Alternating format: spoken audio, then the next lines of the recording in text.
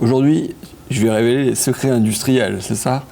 Ah bah oui, c'est vraiment un secret industriel, c'est comment on fabrique nos questions au gouvernement pour la semaine. Donc voilà, les discussions qui ont lieu le mardi matin en réunion de groupe et savoir quelles questions on va porter ensuite en séance, puisque en ce moment on a 2 questions, le mardi et le mercredi. Voilà, donc tous les mardis il y a une réunion avec Mélenchon, avec Alexis, avec Clémentine, tout le monde on se réunit le mardi matin, et là on décide de la question qu'on pose à 15h, et de la question qu'on pose le lendemain, mercredi, à 15h. Et là, pour le mercredi, on avait... Normalement, la question, c'était sur le climat.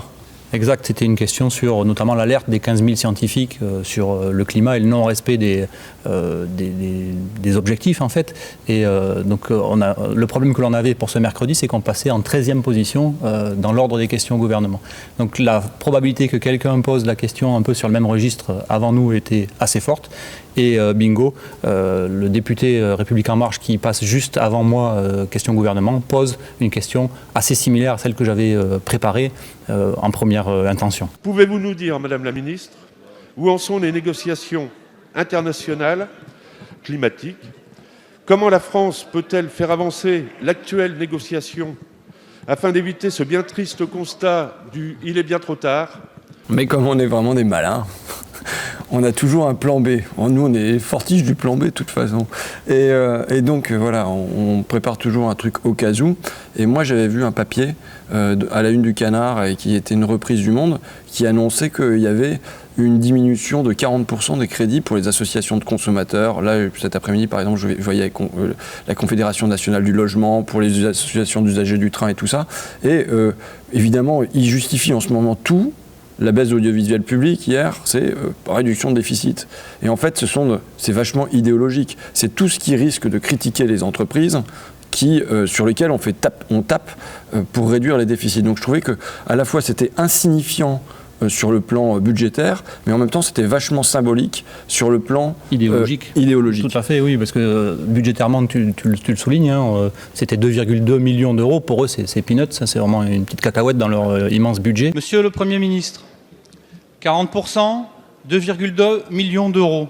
C'est la baisse de crédit que votre gouvernement a prévue pour les associations de consommateurs. C'est-à-dire pour Que Choisir, pour l'INC, pour la Fédération nationale des usagers du train, pour l'Union nationale des associations familiales et pour une quinzaine d'autres organisations. Que pèsent ces 2,2 millions d'euros? Rien. Oserez-vous plaider que pour des sommes aussi dérisoires, il s'agit de sauver les comptes publics, de réduire les déficits? L'oserez-vous alors que, avec la flat tax, avec la suppression de l'ISF, ce sont des cadeaux 100 fois, 200, 300 fois supérieurs que vous avez délivrés aux actionnaires? Non, cela ne pèse rien financièrement. Mais cela pèse idéologiquement, cela en dit long sur vous. Car que font ces associations? Elles sont des entraves pour les multinationales, des empêcheuses de tromper, de polluer, de frauder en rond. Sur les perturbateurs endocriniens, sur les frais bancaires, sur les œufs au fipronil, sur les victimes de la dépakine, sur le nouveau lévothyrox, sur le Mediator, sur les nanoparticules ou encore sur l'obsolescence programmée, elles enquiquinent. Elles embêtent les constructeurs automobiles, les champions de l'agroalimentaire, les ténors de la finance, les rois de l'industrie pharmaceutique. Or, comme votre porte-parole, Christophe Castaner, l'a théorisé, il ne faut pas critiquer les entreprises qui réussissent. Et ici même, vous l'avez posé comme un dogme. On ne doit pas dénigrer les entreprises françaises. Et c'est bien vrai, vous avez raison, ces associations critiquent. Certains diraient que peut-être ces petites voix dissidentes protègent un peu, si peu, contre la puissance des multinationales. Il est bon pour l'économie française que vous les fassiez taire et les firmes s'auto-réguleront bien toutes seules. Nous tenions donc ici à saluer la cohérence dans votre projet, sans véritable question, puisqu'en général, vous n'y répondez pas. Je vous remercie. Comment ça se prépare une question? Des fois, c'est pas grand-chose. Hier, j'étais en train de regarder le match de foot. D'abord, j'avais bu un grog, parce que j'étais pas trop bien, avec Hugo au bar de l'Assemblée. Et ensuite, je me retrouve dans ma chambre, je regarde la fin du match de foot. L'Allemagne qui égalise à la dernière minute, j'étais complètement déprimé. Et donc, je ponds ma question et à la fin, j'avais même plus le courage, j'étais fatigué, je devais retourner dans l'hémicycle encore. Et je dis, cette semaine, monsieur le Premier ministre, on va même pas vous poser de questions parce qu'on sait que de toute façon, vous y répondez jamais. En fait, c'était surtout parce que j'étais crevé et que je voyais pas ce que j'allais foutre. Donc, heureusement que moi, je suis un petit peu plus sobre et que je regarde pas le foot, mais pour autant, effectivement, on a l'habitude de ce que nos questions, une fois qu'on les a bien préparées et qu'on a argumentées comme il faut, ils n'y répondent pas. Donc, ta chute était tout à fait à propos. Et donc, comme il y a un seul orateur qui est possible quand on s'inscrit pour les questions gouvernement, c'était donc moi qui devais porter le plan A ou le plan B, quelle que soit la situation. Donc, cette question au gouvernement, cette non-question sur les baisses de subventions aux associations, voilà, c'est une grande première, c'est qu'on s'est aperçu que quand on porte une non-question, quand on pose une non-question, en fait on a une réponse, alors que d'habitude on en pose des questions, on a des non-réponses. Donc là on a inversé la logique et on a une réponse, et puis pas une réponse anodine, puisque... Nous les avons entendus, nous sommes prêts à réévaluer les crédits pour les associations de consommateurs. J'ai eu le plaisir, à l'issue de cette question au gouvernement, de recevoir un petit mot à mon nom. Voilà, ça c'est mon nom, député de Gironde, super, signé de Christophe Castaner. Donc ça, je vous le montre.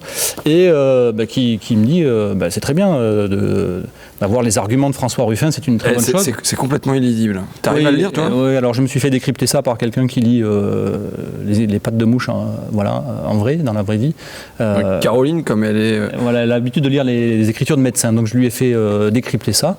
Et voilà le contenu du petit mot de Christophe Castaner. Cher Monsieur Prudhomme, je sais que répéter ce que dit François Ruffin peut convaincre, donc c'est déjà un bon point pour toi, mais à l'occasion, je suis preneur de la preuve de la citation que vous évoquez, bien à vous. J'arrive pas à lire la signature, mais je pense que c'est la signature de Christophe Castaner. Comme votre porte-parole, Christophe Castaner, l'a théorisé, il ne faut pas critiquer les entreprises qui réussissent. Et ici même, vous l'avez posé comme un dogme. On ne doit pas dénigrer les entreprises françaises. Il aimerait qu'on lui fournisse la preuve de la citation qu'on lui prête. Je vais te la montrer pour que tu vois si toi ça te convainc déjà. Donc, c'est sur le site Sanofi de Sisteron, qui est dans l'ancienne circonscription de Christophe Castaner. Et c'est une petite vidéo tournée pour un truc du coin qui s'appelle d'ici. Airbus Naval en rapprochant STX avec nos partenaires italiens. Et ça implique aussi d'être fier et de ne pas critiquer les grandes entreprises qui réussissent comme Sanofi. Voilà, ne pas critiquer les grandes entreprises qui réussissent. C'est exactement ce que je lui ai cité dans la question, effectivement, qui était préparée pour cet après-midi. Donc tu n'as pas le sentiment d'être trompé, là. Tu as bien la citation promise. Donc voilà, Monsieur Castaner, je vous invite à aller vérifier par vous-même. Nous avons donc la preuve que vous me réclamiez, que la citation que j'évoque est bien une citation, bien une phrase que vous avez prononcée dans son entier. Et voilà, il n'a pas été déformé. J'irai le trouver à la fin d'une question au gouvernement, ou bien je lui enverrai l'adresse mail. Ouais, non mais attends, on est dans une République 2.0, tu sais, la Start-up France dont il nous parle, donc je pense qu'il est à même de pouvoir lire une vidéo, de la recevoir par mail. Ou pour le plaisir de la rencontre. Pour le plaisir de la rencontre, tu lui feras une vieille bobine en Super 8 peut-être.